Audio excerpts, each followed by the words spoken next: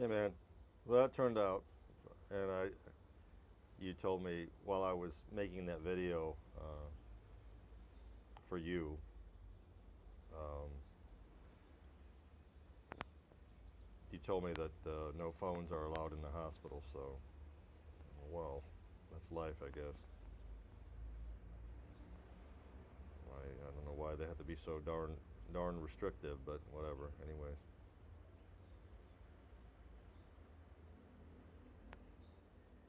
I mean, if my mom was still alive and she was in the hospital for 3, 4, 5, 6 months, I would want her to be able to have a device so I could give her moral support. But I guess they don't want that, huh? They don't want people giving each other moral support. This is my one vice, and I try to use it as a reward when I accomplish something, or I feel like I accomplished something. I try not to do it indiscriminately.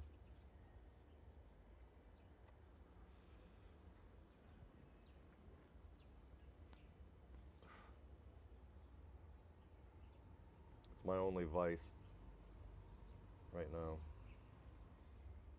All right, so I want to get in before we do anything else. I want to get into how Doug has helped me, and you'll see why he he did help me, kind of indirectly, but I don't know if it was his intention to do that, but he did. Right. So this article that's published on ResearchGate is called "Development History of the Framework," and it's about it's being very self trying to be as best as I can unbiased and self-critical and trying to understand it from a big picture type of thing.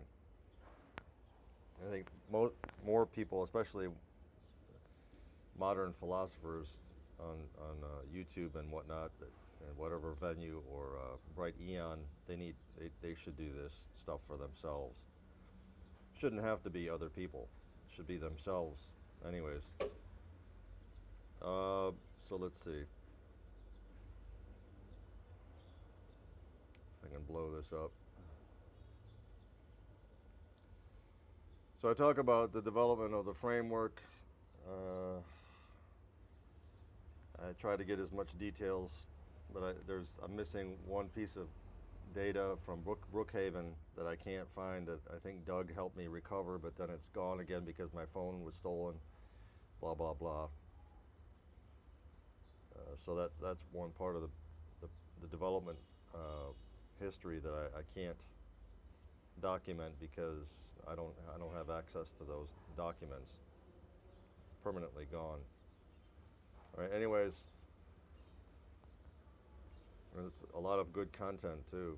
But anyways, so and that's it's we'll get back to that later about that kind of thing. But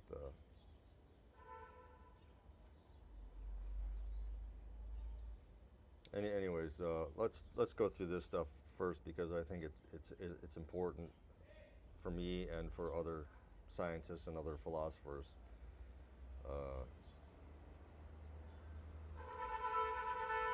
that's the garbage, which I've already set out. I've already set out the garbage, so I have when I wake up with decent rest, I have certain responsibilities around here that I try to take care of, like putting out the garbage and things like that. Anyway, I try to do my part. So back to the history of the framework, and it's casually referring it to as the this right here, the AR framework, right in the middle, the AR framework. That stands for acceleron retardon. Right. So back to the beginning. It was around when I was in Miami, Florida, with Nana. Well, with Nana.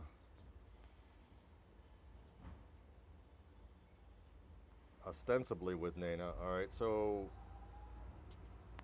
around 1994, that's why I say circa 1994, I, God or somebody, or I discovered it was not a development. You know, in science, it's either a discovery or a development, and this was a discovery. I discovered this equation in word form. It's that right there. And Doug actually helped me. I mean, this is one of the small things that Doug helped me with. He helped me with the being self-critical, appropriately self-critical, which we'll get to later. But he also helped me about the identifying the terms of the equation. This charge moment, he's the one who helped me sort of figure out how to verbalize that side of the equation. Charge moment is actually, it's in what do you call it, numeric form, it's E squared. The charge, fundamental charge, like the charge of the electron or charge of the proton, squared, so that you're eliminating the sign. And Doug told me that basically that anything to a power can be sort of generally referred to as a kind of moment. All right, so anyways, so he's helped me a lot. That was 94. That was 94. That's several years ago. And anyways, and that equation I thought was fundamental, but that equation, even though later shown to be a ruse, you know, and I use that word specifically because initially it seemed to be fundamental, but maybe not, just to get me started. Yep, started me on my unification trek. So that about 20 years later, so there's a huge gap there between 94 and 2018. Let me try to, my brain doesn't operate very well, but let me try to see if I can identify what I'm talking about. A little smirk here because I have memory problems. Even, you know, I'll write something down and I go, well, what does that mean? Well, general relativity. And the arrow in this case is not a nuclear reaction, it's a transformation. So I use the arrow, I use this arrow in the middle to indicate either one of two things, a transformation or a nuclear equation or transformation. It's not really a nuclear equation, it's more like a nuclear transformation. So it means transformation. So general relativity transformed to what? G stands for gravitation here, and little v is via temporal elasticity. So this is so about 30 years, yeah, about 20, between 25 and 30 years later from the 94 scene in South Florida, came up with this transformation between general relativity, which is a framework developed by Einstein, to this framework, a simplified framework, gravitation via temporal elasticity. And I explain it, 4D general relativity is transformed or minimalized to gravitation via 1D temporal elasticity. So I try to be as concise and as simple as possible when I explain things. Because I try to imagine if I was listening, you know, I would like, what does that mean? And why is he wasting my time talking about this? I want to know, you know, like, okay, if he thinks it's important, well, explain what it is. And a long time ago, I felt like, or I understood very early on that if a person can't explain something, like my uncle, I said, what do you do? This is obviously a long time before he passed away, my Uncle Tony. I said, what do you do? What's your workshop for? And he says, well, it's pattern making. And I said, well, what is that? And he's like, I can't explain it to you. You wouldn't understand. That was his explanation. You wouldn't understand. Wow. And I'm like, I wouldn't understand, or you can't explain it because you don't have the fluent, the English fluency or whatever, or you know, is it a limitation on you or a limitation on me? When you say I can't understand it, are you being critical of me or yourself? And I realized that at that moment that if I want someone to understand something, I better damn well be able to explain it at least to myself, or maybe a best friend. And like in the process of doing that with my last public letter to Dr. Attila, I found a mistake, a really important that needed to be corrected. So I had to put some time into correcting the mistake. It's I won't call that fortuitous. I mean, it's not fortuitous when you follow the procedure that I follow. It's not really fortuitous. It's good science.